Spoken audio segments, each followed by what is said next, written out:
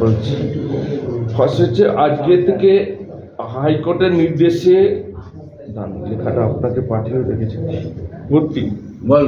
হাইকোর্টের তরফে নির্দেশে সব জায়গায় কমিটি করা হয়েছে এবং সুপ্রিম কোর্টের গাইডলাইন মেনে এসআইআর এর কাজ ঠিকমতো চলছে কিনা তা দেখবে। সেই 3 সদস্যের কমিটি থাকবে জেলার জজগুলো, সেইটা নিয়ে যদি সেটা তো chief justice, honourable chief justice ঠিক করবে যে কি কমিটি করেছে না করেছে, সেটা তো ওনারা ঠিক করবে। আলটিমেটলি যেটা মানে নিচের লেভেলে যেটা যারা ডিসাইড করবে, একদম মেন কোশ্চেন, কোর কোশ্চেন যেটা, সেটা যারা ডিসাইড করবে তারা ডিস্ট্রিক্ট জাজ, অ্যাডিশনাল ডিস্ট্রিক্ট জাজের লেভেলে।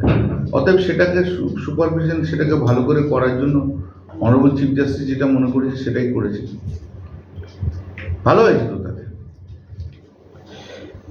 খায়রুল ইসলাম এবং শওকত মোল্লার ওপর হামলা, আইএসএফ এর বিরুদ্ধে অভিযোগ। আইএসএফ তো গুন্ডামি ছাড়া আর কিছু করতে জানে না।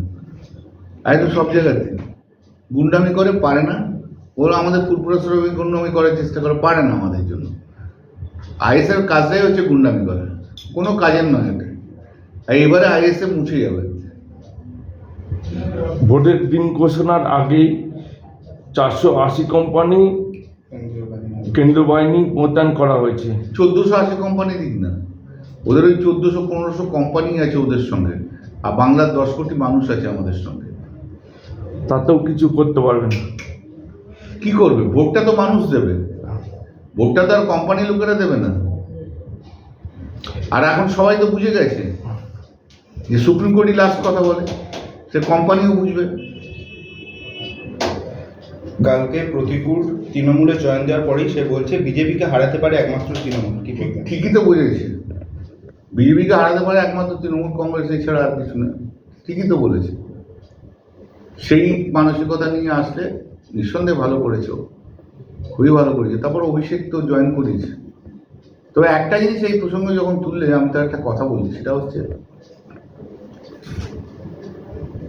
আমি অনেক আগেই বলেছিলাম, বছর 2-3 আগেই বলেছিলাম যে মোহাম্মদ সেলিম সিপিএম পার্টিটাকে নষ্ট করবে। ওদের এই রাজ্য সম্পাদন কি করেছে না, ওর মধ্যে একটা উন্নাসিক অহংকারী মানুষ আমি জীবন দেখিনি। সিপিএম আমি অনেককে দেখেছি, কিন্তু ও ভীষণ উন্নাসিক অহংকারী, এত বাজে কথা বলা, আর হচ্ছে ওই সব জায়গায় ঘুরে বেড়িয়ে ক্যান্ডিডেট হওয়া, তো মাইগ্রেন্ট ক্যান্ডিডেট, ভীষণ অহংকারী, কথাবার্তা বলে অহংকার রয়েছে, কাউকে মানতেই চায় না। ও ইয়াং কয়েকজনকে ধরে একটু থাকতে চেয়েছিল, এখন তারাই ভেঙে ভেঙে যাচ্ছে। ওরা একদিকে মীনাক্ষী, আর একদিকে গোটা তৃণমূল ওই সিপিএম এর সব যুবরা রয়েছে। তো মীনাক্ষীকে এত প্রায়োরিটি দিতে যে ও সব কিছু হারিয়ে ফেলেছে। প্রতিকূলের কথা সেলিমকে জিজ্ঞাসা করা হলে উনি কলার খোসা দেখাচ্ছেন, তাহলে কি কলার খোসার মধ্যেই ফেলে দেওয়া হলো? সেটা এখন সেলিম কি বুঝবে, সেলিমের ব্যাপার। কিন্তু আমি মনে করি সেলিমের মতো উন্নাসিক দাম্ভিক লোক যতদিন সিপিএম এ এরকম একটা জায়গায় থাকবে, সিপিএম এর আরো অনেক বেশি অবক্ষয় আছে। একটা কোয়েশ্চেন অ্যাডিশন করছি, মীনাক্ষী প্রসঙ্গে। মীনাক্ষী মুখার্জি নাকি উত্তরপাড়া থেকে কন্টেস্ট করবে। সে করুক না, ও হারিয়ে ভূত করে ছেড়ে দেবো, চিন্তা করবেন না। ওদের তো এটাই তো যেটা হয়েছে, সেলিমের কাছে প্রায়োরিটির লেভেলটা হচ্ছে মীনাক্ষী মুখার্জি, আর কেউ না। যার জন্য সিপিএম এর অনেক তরুণ নেতা নেত্রীরা তারা ঘাড় ঘুরিয়ে নিচ্ছে। কেউ প্রকাশ্যে বলছে, কেউ প্রকাশ্যে বলছে না। আমিও তো কিছু খবর রাখি। ইয়াং ছেলে মেয়েদেরকে নিয়ে চলতে গেলে সবাইকে নিয়ে চলতে হয়, মানে পার্টিটা করতে গেলে সবাইকে নিয়ে চলতে হয়। কিন্তু তুমি একজনকে প্রায়োরিটি দেবে আর কাউকে দেবে না, সেটা তো হয় না।